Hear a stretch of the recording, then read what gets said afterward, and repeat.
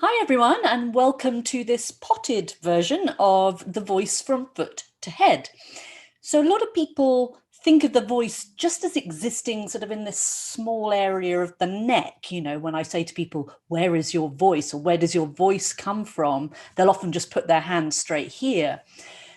But really, when we look and expand our view of the voice to incorporate the whole body, we see there are many structures involved, and it's actually the interplay between them that is so vital to producing efficient sound. When I'm working with vocalists, really what I'm doing is trying to make them as efficient as possible. How little effort do you need to put in to get maximal effect out? So this little journey we're going to look at will show us the architecture that exists right from the foot all the way through the body, that incorporates both the components of our breath and breathing system as well as the vocal system, so that we can start to really have a much more expanded view of how we set ourselves up for efficient breath and vocal mechanics. So let me bring up some visuals here. And really, to look at this, we're going to primarily be looking at something called the myofascial system. So anything myo, M-Y-O, refers to muscle, and fascia, obviously the fascial system, refers to the fascia in the body. Fascia is a connective tissue. Fascia coats pretty much everything in the body. It coats all our muscles, tendons, it coats all our bones, all our internal organs. And when we start to look at the fascial connections through the body, we see that there are continuities that really help us understand the integrated nature of the body. If we simply look at the muscular system and look at these individual muscles, it gives us a very sort of compartmentalized view. So fascia itself is like a membrane in many areas of the body, like a sort of sheath that coats the muscles. But as we see in this cross section here, it's not just like a bag around the muscle, that's one layer of the fascia, but actually it compartmentalizes groups of muscle fibers together. So if you think of a piece of meat, when you're cutting through it, the white bits that are often a lot more tough to cut through, those are fascial bands that delineate muscle compartments. But even if we tease out each individual muscle fiber, we find that each one of those is coated in its own fascial sheath. So it's really sort of multi-layered throughout the muscle structure. So fascia runs in tracks, as I mentioned. Muscles we tend to sort of chop up into bits, but if we expand our view and look at many muscles that are held within a specific fascial track, we can see that there are interrelationships that we might not otherwise have spotted. This picture comes from the work of Thomas Myers, who wrote the book Anatomy Trains, which I highly recommend if you want to really understand the fascia in the body. And he describes these fascial pathways. And if you think of muscles within the fascial system as being a little bit like a string of sausages, right? The sausage skin is the fascia, right? The bag that the meat is contained within, but then you twist off that bag at intervals to create individual muscles, in our instance here. But the whole thing is still connected. If you pull one end of a sausage string, it's not just the sausage at that end that will stretch, it's the whole chain.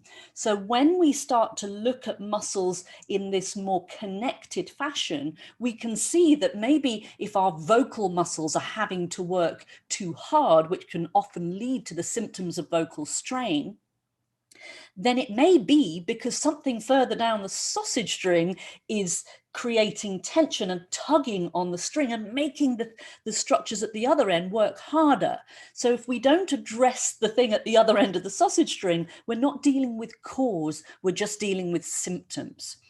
So we're going to look specifically at the deep front line, which is bottom left on this slide. Here's a bit more detail of that. And this is a particular tract, a particular sausage string in the body that's pretty important for us in terms of vocalizing. So it begins under the sole of the foot as the plantar fascia, which is a tough band we'll look at in a moment. It then comes up and invests the deep calf muscles. Then it goes up and covers the inner thigh muscles. It then, obviously, we've got a right and a left leg here we're talking about. Then in the torso, they connect, and those two tracts connect, and they blend and coat the pelvic floor muscles, which have a role in our breath mechanics. Then the tracts divide again, and they coat our right and left psoas muscles. And I'll get into a lot more detail of the psoas muscle in the full-length version of this talk. Then guess what? That tract goes up and coats the diaphragm, obviously the primary muscle of inhalation, pretty important when we're vocalizing. And you can see in the very middle picture, that side view there, that arched dome of the diaphragm there is part of this, this particular fascial tract. Then it kind of divides within the rib cage, and it's got a front branch and a back branch, and it has a middle branch that actually encloses the heart. That little kind of egg-shaped structure you see above the diaphragm there, that's the heart. The pericardium, peri around, cardium heart, is the membrane, the sac that's around the heart. The heart's just a muscle too, right? Is also in this same tract.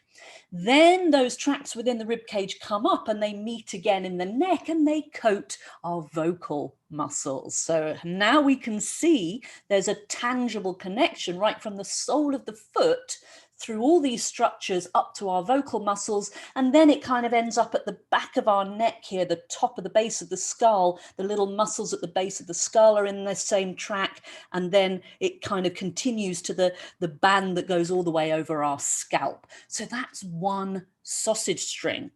Let's look at a little more detail starting at the bottom of that string, that plantar fascia. Plantar just means the side of your foot that's planted into the ground, the sole of your foot.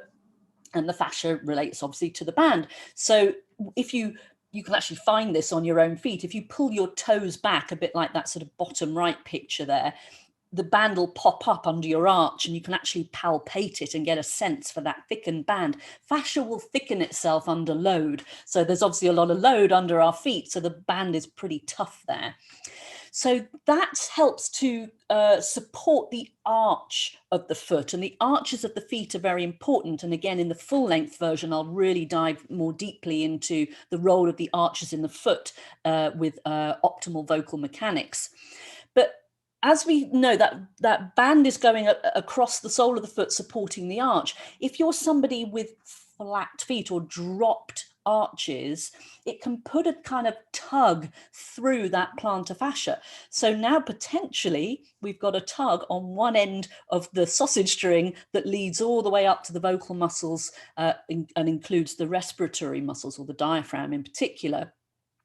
So again, I always say I can hear feet. If someone's got flat feet or a dropped arch, then it's actually going to have an effect through that, what we call kinetic chain, the movement chain of the body dictated by this particular sausage string, that could be creating excess effort further up. And again, more detail of that in the full length version. But let's whiz up now up to the pelvis. And the pelvis, as we've seen, the sausage string contains those pelvic floor muscles, and also the psoas muscle, which helps dictate the position of the pelvis. So some people like to hang out in a very arched back position. This is an anterior tilt of the pelvis. Other people tuck under, and this is called a posterior tilt of the pelvis, or a pelvic tuck. As we can see in the top diagram there, that really affects the alignment of your spine. We want that spine to be in a neutral position with its natural curves in place. When you arch too much, there's too much of a curve going through the spine. When we tuck under, we lose our natural curve, and that's an issue as well. Curves are there for shock absorption, so we need our spines to be good shock absorbers. And as we can see in the bottom right picture, the pink or red bits there with the arrows are kind of showing the muscles. That psoas is on the front of the pelvis. If the psoas muscles are tight, they pull us into that tilted anterior arched position. If we're in that posterior tucked position, the psoas is a slack, and that has an important role for diaphragm efficiency. And again, more on that in the full length version. So just looking at that in a seated position, some people sit down as they sing. If you're a singing teacher, you might be sitting at the piano whilst you're teaching. And again, we see the same thing, and everybody kind of likes to sit in this tucked, slumped position when we sit. But as we can see in that left-hand diagram there, see what it's done to the lower ribs there. It's kind of shoved all those lower ribs up. That's pretty important because, of course, the diaphragm is sitting right there, and that's the primary muscle of inhalation. And it's this lovely dome, parachute-like structure in the middle of the body. But as we can see on the right, there's an awful lot of stuff underneath it, right? A lot of organs. So in order for that diaphragm to flatten downwards as it contracts as we take a breath in, and in order for us to bring in a full tank of air to support our vocal line, we need the digestive organs and all those organs beneath to move out of the way. If we're in that slumped tuck position, we're actually compressing the organs. So you're not going to be able to take as deep a breath. You can try that if you're sitting in a slumped position right now. Try and take a deep breath, and you find you meet all the resistance of those organs. So we can see here how our posture is going to affect the efficiency of these systems. And here's a side view looking at the relationship between pelvic position and diaphragm efficiency. So in the middle there, we see a neutral pelvis. They call this the zone of apposition of the diaphragm. So in a neutral pelvis, we've got that natural curve, if you follow the red line there, in the lumbar spine, and then we've got the lovely arch shape of the diaphragm above it. And when that diaphragm contracts, you can see the vector of motion is going straight down. So that's really efficient. That takes minimal effort to get a good contraction of that diaphragm. When we've got the pelvic tuck going on in that far right picture, you can see we've lost our lumbar curve. That's not healthy for the spine. But you can also see it's pulled that nice arch of the diaphragm relatively flat. So now when we breathe, there isn't going to be such a full motion of the diaphragm. That means we're not bringing in a full tank of air with each breath. And we've also seen the issues of compressing the abdominal organs as well. So having a full tank of air is vital for supporting the voice, but also supporting increases in volume and pitch. And again, more detail of that in the full version. Now, the opposition muscles. So when we breathe in, we said the diaphragm contracts. There are other muscles involved as well, but it's beyond the scope of this talk right here. When we breathe out, it's the abdominal muscles, and I've pulled out here the transversus abdominis, which is the deepest layer of our abdominal muscles, but we've got about 4 layers of abdominal muscles that are all involved. But this one's like a big corset that starts right at our spine and comes around the front. And then we also see here the pelvic floor muscles. As we know, those are contained within that same sausage string, although the abdominal muscles are not. These guys work together for exhalation. So inhalation, the diaphragm is contracting. Exhalation, the abdominal muscles and the pelvic floor are contracting because they're going to help to push all those organs back in again. And muscles work in pairs, right? They work in teams. As one contracts, the other releases, and then vice versa in the opposing motion. And that's what we see here. The diaphragm is one half of the pair. The transversus abdominis and pelvic floor are the other half of the pair. So they're kind of working as a team. So as the diaphragm contracts, the abs and the pelvic floor releases, allows for all those organs to get out of the way so the diaphragm can come down. As we breathe out, abs contract, pelvic floor contracts, and diaphragm releases to help expel the air. So that's a little kind of overview of what's happening on in-breath and out-breath. But of course, there's always a spoiler alert. Nothing's that simple in anatomy.